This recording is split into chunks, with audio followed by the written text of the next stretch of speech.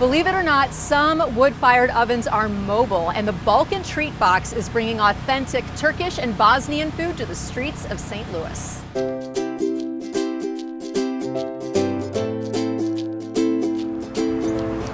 So we're standing here on the streets of downtown St. Louis, right next to City Garden, and this kind of is a stretch of the city where a lot of food trucks kind of gather every day for lunch. Absolutely. With the businesses around town and downtown, it lends itself really well to the lunch crowd.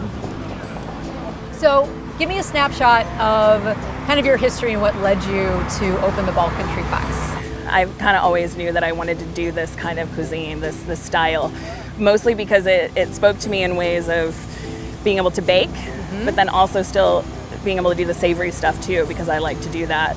So when I went out on my own, I did all this traveling and research, and I went over to Turkey and Bosnia and Croatia and every place that I could go and learn to cook. So I would go into bakeries, and I would also go into people's homes. I would go to the grocery store and be like, I'm gonna buy your groceries today. Let me come home with you. And seriously? Like 90% of people were like, okay. Oh my gosh, that's come amazing. Home. And then these women didn't speak any English, and I didn't speak hardly any of their language. But they showed you their techniques. Everything. Well, and so for those of us who have maybe never been to that part of the world, what is the food like? It's very comforting. Every household is making their bread. Every household has a vegetable garden, fruit trees, everything is resourced right around them. And that speaks to me, you know, like that's how I grew up. I watched food that way. I watched people cook that way.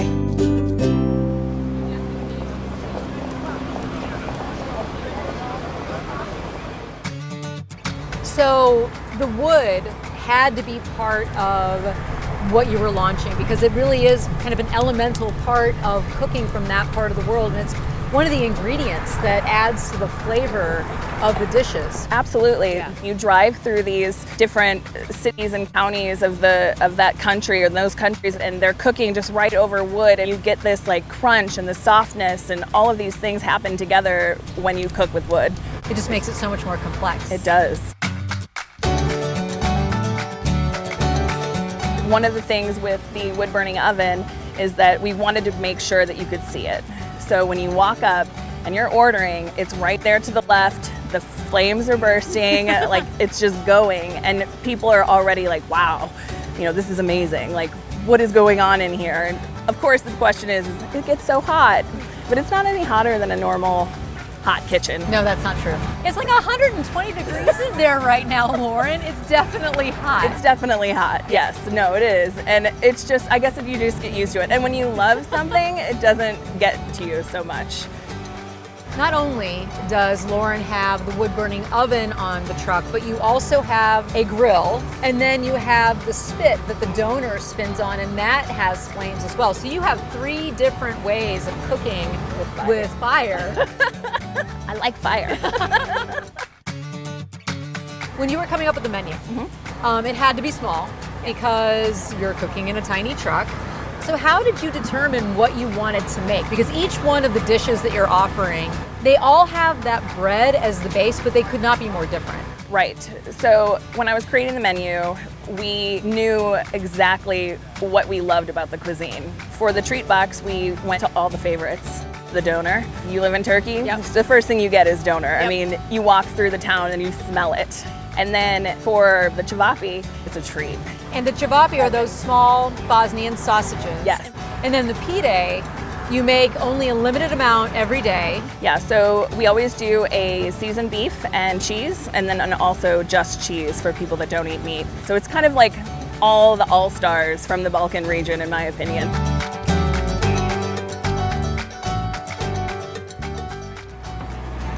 So now we're here on the truck, and I mean, this is a pretty compact area. It is. It's a compact area, and doing this kind of a menu on a truck is, I guess, ambitious. I'm gonna don my apron, and Lauren, you're gonna teach me how to roll up some of these really gorgeous pide. I am. So what do I do? So you take your rolling pin, Uh-huh. and at this point, you're just gonna flatten out your dough. There you go. This is a really beautiful dough. Thank you.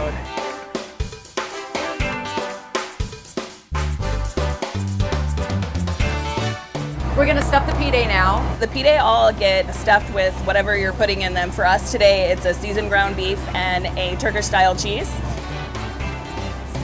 Once we fold that crust over, that first bite, you're gonna get the filling. This is gonna be amazing.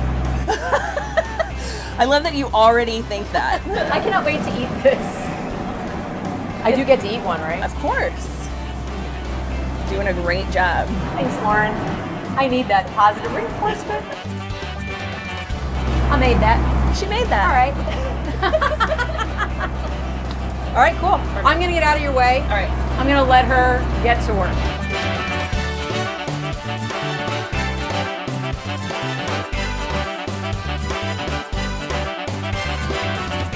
It smells amazing in here.